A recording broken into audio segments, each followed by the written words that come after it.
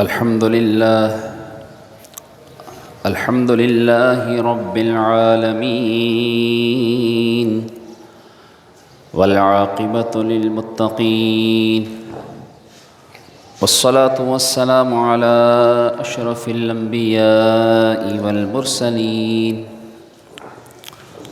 أما بعد فأعوذ بالله من الشيطان الرجيم بسم الله الرحمن الرحيم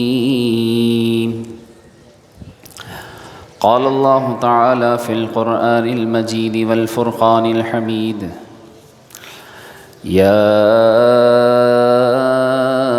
أيها الذين آمنوا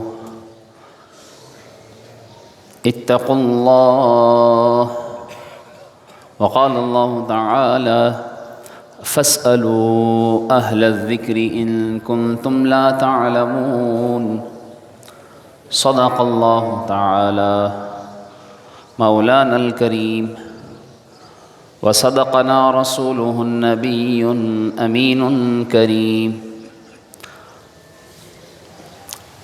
ونحن على ذلك لمن الشاهدين والشاكرين والحمد لله رب العالمين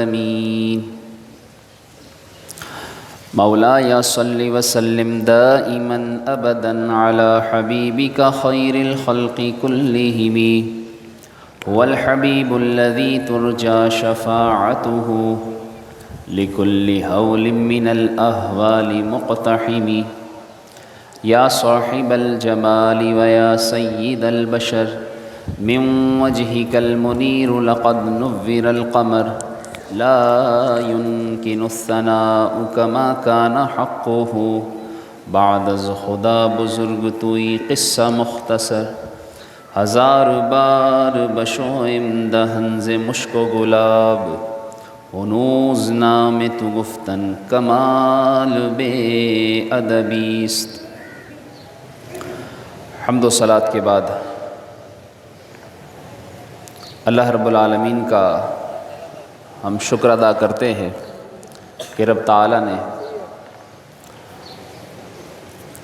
اس ماہ رمضان المبارک میں آج ہمیں جمعۃ الوداع اور 5واں جمعۃ المبارک عطا فرمایا۔ اللہ رب العالمین ہم سب کو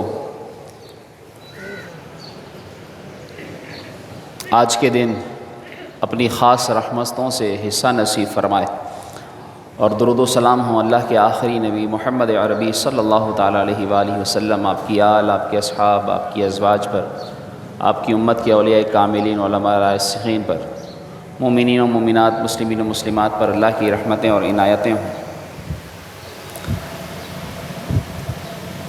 پیارے نبی صلی اللہ تعالیٰ علیہ وآلہ وسلم پر درود شریف کی فضیلت میں حضرت سفیان بن عیینہ فرماتے ہیں کہ میں نے اپنے ایک دوست کو انتقال کے بعد خواب میں دیکھا اور پوچھا کہ اللہ نے کیا برتاؤ کیا؟ کہنے لگے کہ اللہ نے مجھے بخش دیا۔ پوچھا کس وجہ سے؟ کہا کہ میں جب بھی حدیث لکھتا تھا اور آپ صلی اللہ علیہ وآلہ وسلم کا جب بھی نام آتا تھا تو ثواب کی نیت سے صلی اللہ علیہ وسلم لکھ دیا کرتا تھا، اللہ نے اسی عمل کی وجہ سے مجھے بخشش کی نعمت عطا فرما دی۔ معلوم ہوا کہ جب بھی نبی صلی اللہ علیہ وآلہ وسلم کا نام لیا جائے یا نام لکھا جائے تو لکھنے کے ساتھ ساتھ درود شریف بھی لکھا جائے، اور جب نام سنا جائے تو درود شریف بھی پڑھا جائے۔ روایتوں میں یہ بھی آتا ہے کہ جب کوئی نام نامی کے ساتھ درود شریف لکھتا ہے تو جب تک وہ درود شریف لکھا رہتا ہے لکھنے والے کے لیے فرشتے نیکیاں لکھتے رہتے ہیں۔ تو ہمیں چاہیے کہ درود شریف اپنا معمول بنائیں، جب بھی حضور علیہ السلام کا نام سنیں یا لکھیں تو اس کے ساتھ درود شریف لازمی ذکر کریں تاکہ ہمیں درود شریف کی برکتیں ملتی رہیں۔ برکت کے لیے ایک بار درود شریف پڑھ لیجئے۔ اللہم صلی علی سیدنا و مولانا محمد وعلی آل سیدنا و مولانا محمد وبارک وسلم وصلی علیہ۔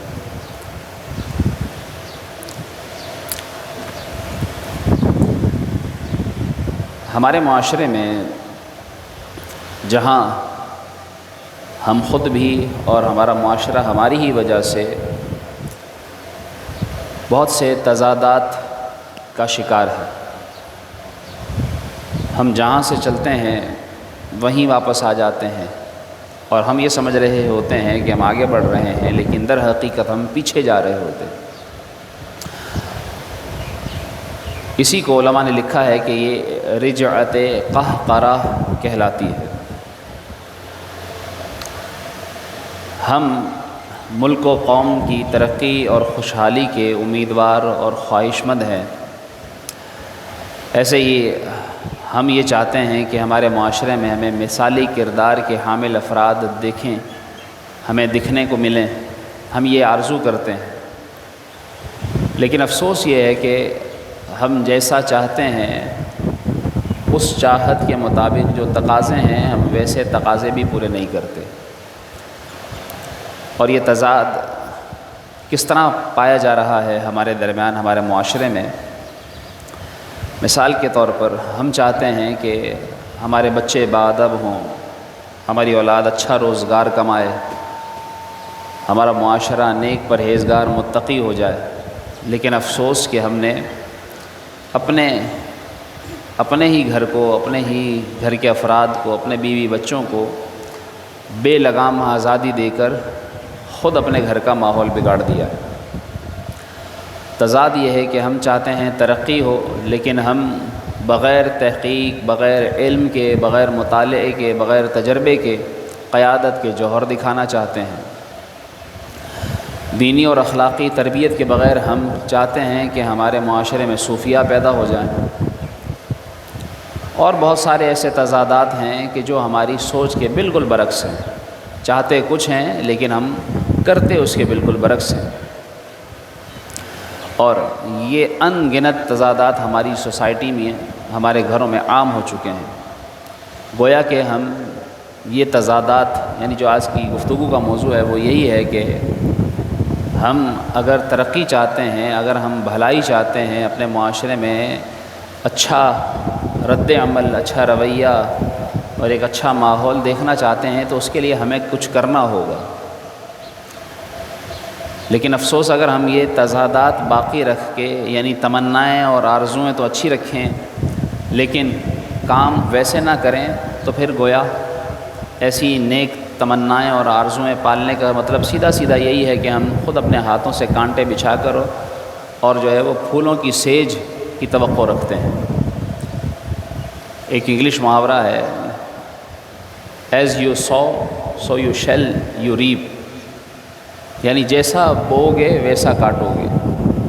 جسے فارسی میں شاعر نے یوں کہا، از مکافات عمل غافل مشو، گندم سے گندم روید جو زے جو، کہ اپنے مکافات عمل سے غافل نہ ہونا، یہ نہ سمجھنا کہ میں کچھ بھی کر لوں بدلے میں مجھے اچھا ہی ملے گا، میں جتنا مرضی برا کروں لیکن میرے ساتھ اچھا ہی ہوگا، ایسا نہیں ہے۔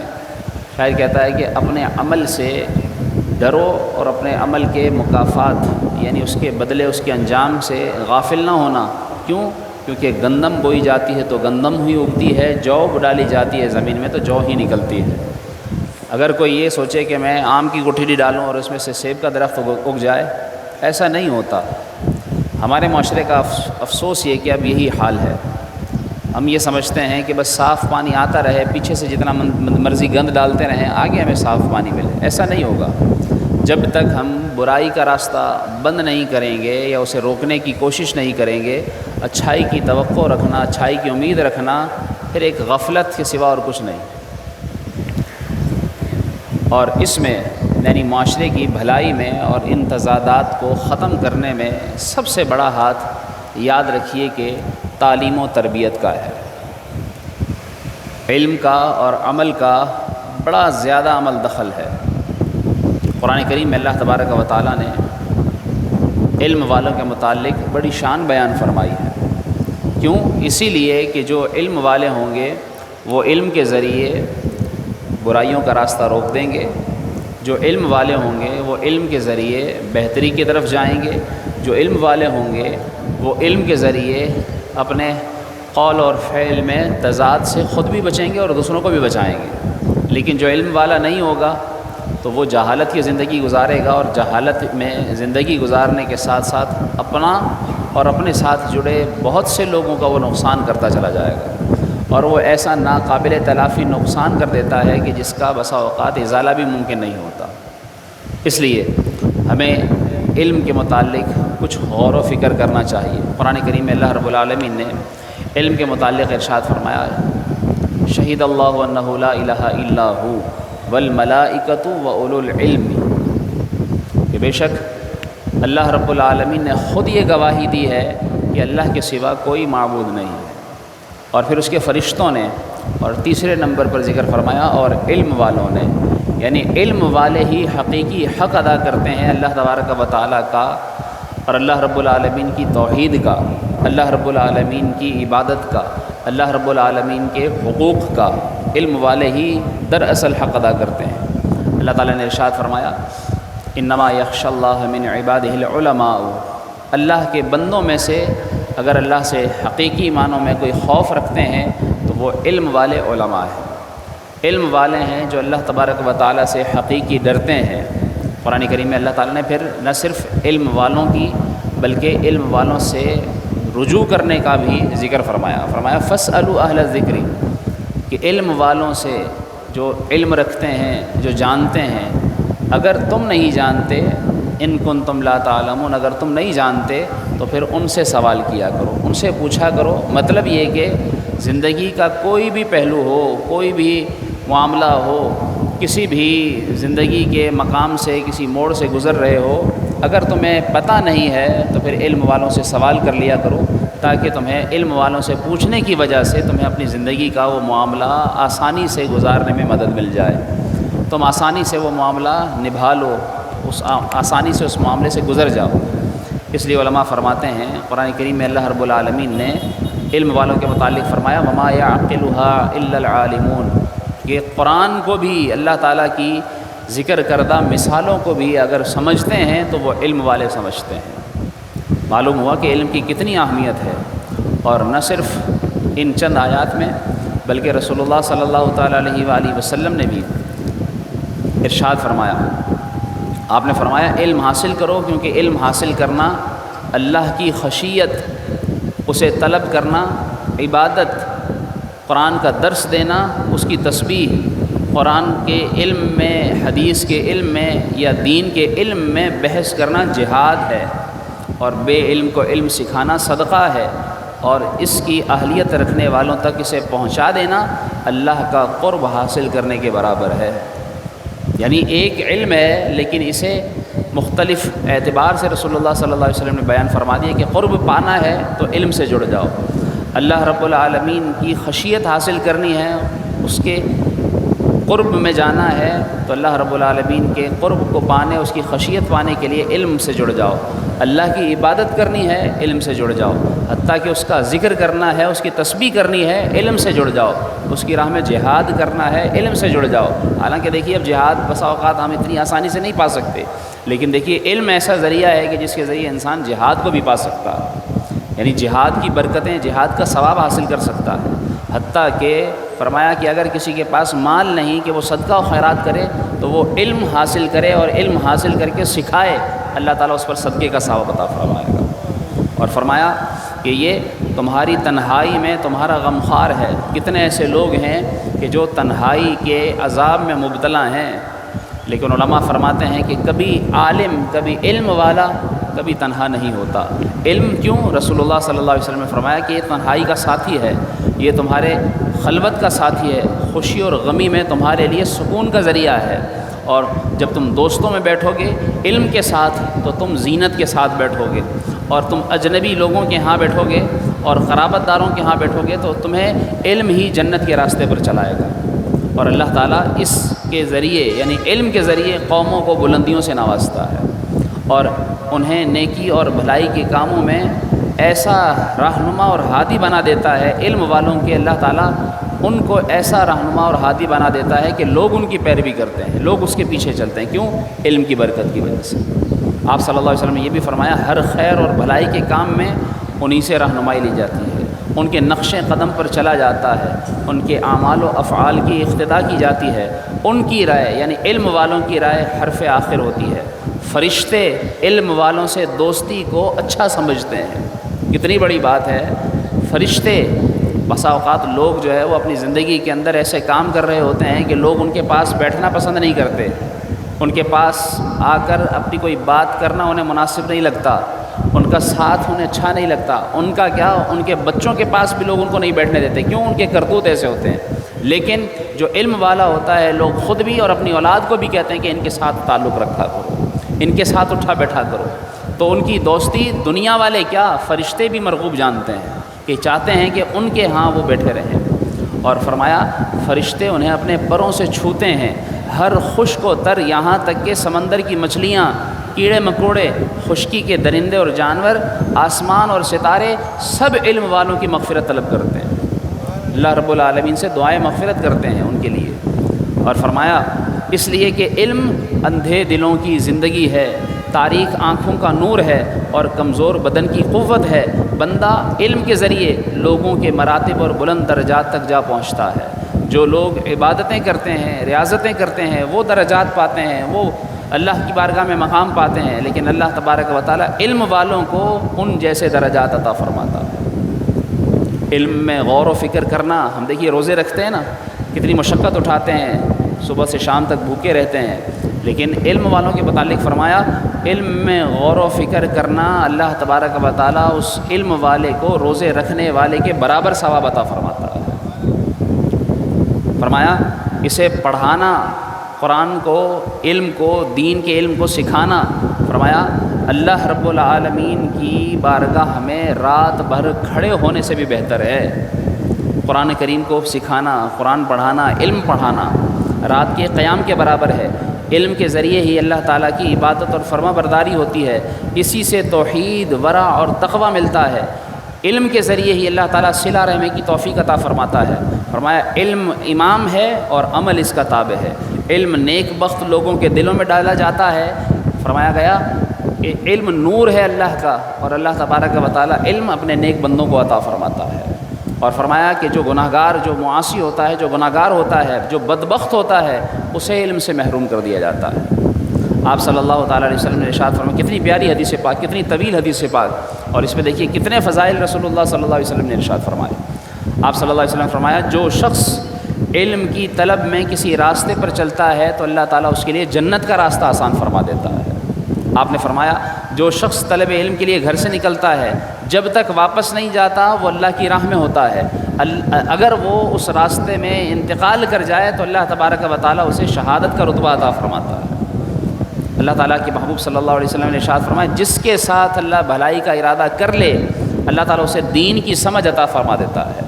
فرمایا طلب العلم فریضۃ علی کل مسلم، کہ علم حاصل کرنا ہر مسلمان پر فرض ہے۔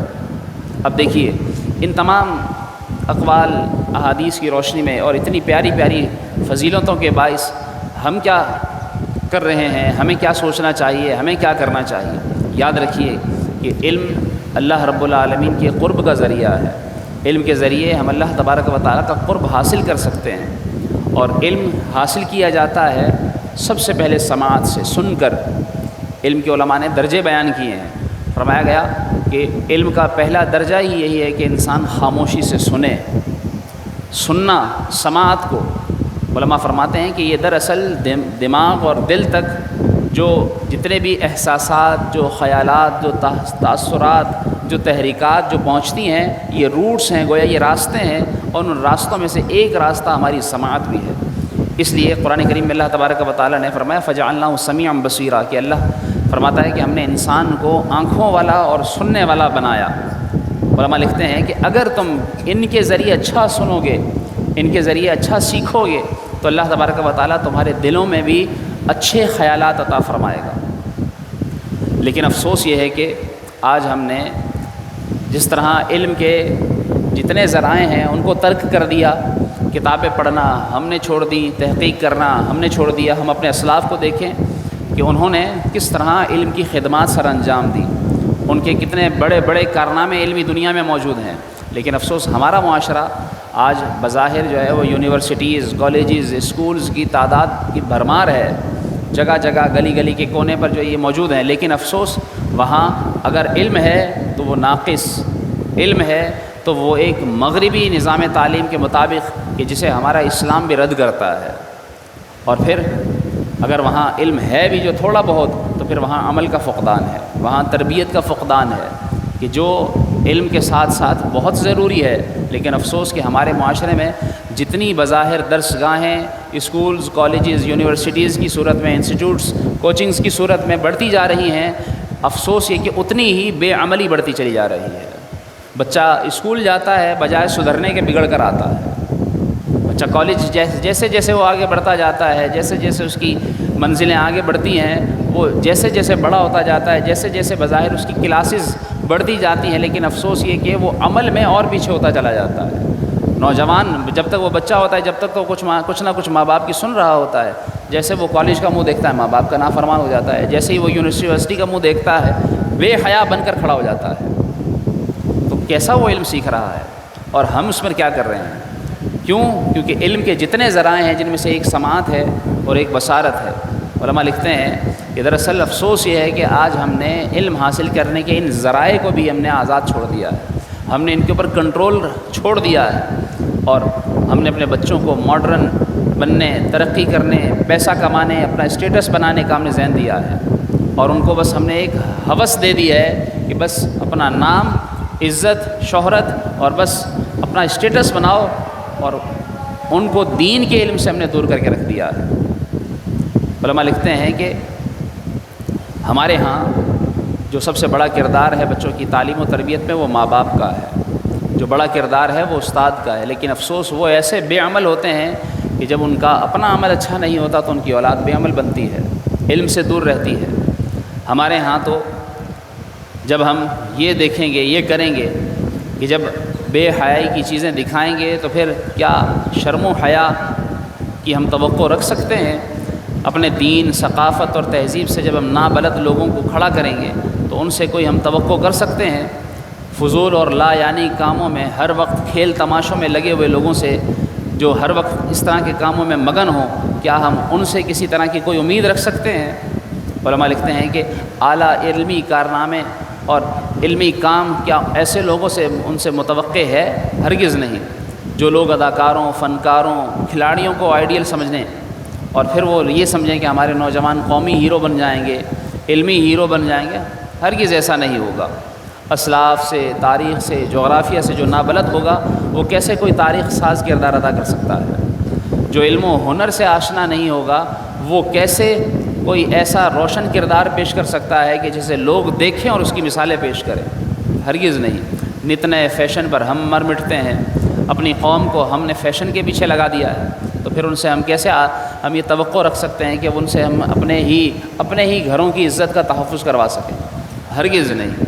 اس لیے یاد رکھیے کہ علم کے ذریعے ہی ہم اپنے معاشرے کو بھلائی کی طرف لا سکتے ہیں اور بگاڑ سے مزید روک سکتے ہیں۔ پھر مغربی نظام تعلیم، آج دیکھیے کہ دنیا، یعنی ہم اسلامی معاشرہ ہو کر، ہم ایک مسلمان معاشرہ ہو کر، لیکن افسوس یہ ہے کہ ہم لوگ مغرب سے آج اس کے باوجود یوں پیچھے ہیں کہ آج سائنس میں، ٹیکنالوجی میں دیکھ لیجئے، صنعت و حرفت میں دیکھ لیجئے، پاور سیکٹر میں دیکھ لیجئے، نیوکلیئر انرجی میں دیکھ لیجئے، زراعت و ٹیکسٹائل میں دیکھ لیجئے، الیکٹرانکس میں دیکھ لیجئے، ماس کمیونیکیشن میں دیکھ لیجئے، ان تمام میدانوں میں دوسرے ہم سے آگے ہیں اور ہم پیچھے ہیں۔ کیوں؟ کیونکہ ہم نے ان چیزوں کو چھوڑ دیا، اور جو دراصل ہمارے تحفظ کا اصل ذریعہ تھا دین کا علم، ہم نے اس کو چھوڑ دیا۔ تو اس لیے کسی نے خوب کہا ہے نا کہ اگر ہم نے قرآن کو نہ بھلایا ہوتا تو یہ زمانہ نہ زمانے نے دکھایا ہوتا۔ ہم نے اپنے اصل اپنے ورثے کو، رسول اللہ صلی اللہ تعالی علیہ وسلم نے کیا فرمایا؟ العلماء ورثۃ الانبیاء، کہ انبیاء علماء کے وارث ہیں، علماء انبیاء کے وارث ہیں، علماء انبیاء کے وارث ہیں۔ اور فرمایا علماء امتی کا انبیاء بنی اسرائیل، میری امت کے علماء بنی اسرائیل کے انبیاء کی طرح ہیں۔ اتنی بڑی فضیلت جو بیان فرمائی رسول اللہ صلی اللہ تعالیٰ علیہ وآلہ وسلم نے، لیکن اس کے باوجود جب ہم نے اسی سیکٹر کو چھوڑ دیا، یعنی اپنے علم کو، دین کے علم کو، تو اس وجہ سے ہم پیچھے ہو گئے، باقی ساری چیزوں میں پیچھے چلے گئے۔ اس لیے یہ ساری گفتگو کرنے کا مقصد یہ ہے کہ آپ تک یہ گفتگو کرنے کا مقصد یہ ہے کہ ہم دین کے علم کی طرف آئیں، خود بھی اور اپنے بچوں کو بھی۔ پورا ماہ رمضان جس طرح کہ آپ کی مسجد میں یہ درس و تدریس کا سلسلہ یوں جاری رہا کہ ہم نے فجر میں بھی، عصر میں بھی، تراویح کے بعد بھی جو ہم نے درس کیے، اس میں بھی کوشش یہ کی کہ دین کا علم آپ تک پہنچائیں، اور دین کا علم پہنچانے کی یہ کڑیاں ہیں جن کے ذریعے ہم چاہتے ہیں کہ ہمارا معاشرہ با علم بن جائے، علم والا ہو، علم سیکھے، دین کا علم حاصل کرے، اور دین کا علم حاصل کر کے وہ کچھ شعور حاصل کرنے کے بعد اپنی زندگی کو عملی میدان میں آگے بڑھائے۔ یاد رکھیے کہ رسول اللہ صلی اللہ تعالیٰ علیہ وآلہ وسلم نے جتنے فضائل بیان فرمائے وہ دین کے علم کے بیان فرمائے۔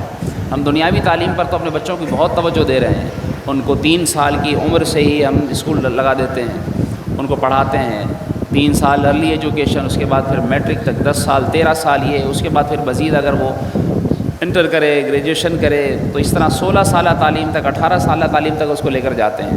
18-20 سال اس کی تعلیم کے بعد بھی لوگ جو ہے وہ پھر اپنے بچوں سے یہ شکوہ کر رہے ہوتے ہیں کہ اتنا پڑھانے کے باوجود بھی ہمیں کوئی فائدہ نہیں ہوا۔ لیکن آپ اپنے بچوں کو دین کا علم پڑھا کر دیکھیے، خود بھی علم پڑھ کر دیکھیے۔ دین کا علم اگر اپنے بچے کو قرآن کا حافظ بھی بنا دیں گے، قرآن کا حافظ دنیا میں بھی آپ کی عزت کا سبب بنے گا، اور قیامت میں بھی اللہ تعالیٰ اس حافظ بچے کی وجہ سے آپ کے سر پر ایسا تاج رکھ دے گا کہ آپ کا وہ تاج دیکھ کر بھی لوگ یہ سمجھیں گے کہ شاید یہ کوئی نبی ہے کہ جن کے سروں پر اتنے روشن تاج اللہ نے سجا دیے ہیں۔ یہ ساری گفتگو آپ کے گوش گزار کرنے کا مقصد یہی ہے کہ ہم علم کی اہمیت کو سمجھیں، اور علم کی اہمیت کو سمجھ کے ہم اپنے اندر کوشش یہ کریں کہ یہ جذبہ پیدا ہو کہ جس کے ذریعے ہم خود بھی، کیونکہ رسول اللہ صلی اللہ تعالی وسلم کی حدیث پاک کا وہ مفہوم کہ آپ صلی اللہ علیہ وسلم نے فرمایا کہ یا تو طالب علم بن جاؤ، یا عالم بن جاؤ، یا طالب علم بن جاؤ، یا علم والوں سے محبت کرنے والے بن جاؤ، یا ان کا ساتھ دینے والے، ان کے ساتھ اٹھنے بیٹھنے والے بن جاؤ۔ فرمایا یہ 4 ہونا، 5ویں نہ ہونا، اگر 5ویں ہوئے تو تم ہلاک ہو جاؤ۔ یعنی علم کی صف سے نہ نکلنا، کہیں نہ کہیں خود نہیں کر سکتے، کسی کو درس نظامی کروا دیجیے، عالم کورس کروا دیجیے، کسی کو تیار کر دیجیے، کسی کو ترغیب دلا دیجیے۔ جتنی ہم کوشش کریں گے انشاءاللہ کام ہوگا۔ اللہ کریم ہم سب کو عمل کرنے کی توفیق عطا فرمائے، اور ہمیں خوب علم حاصل کرنے، خوب علم کے فضائل سننے کے بعد ہمیں اس پر عمل کرنے کی توفیق عطا فرمائے۔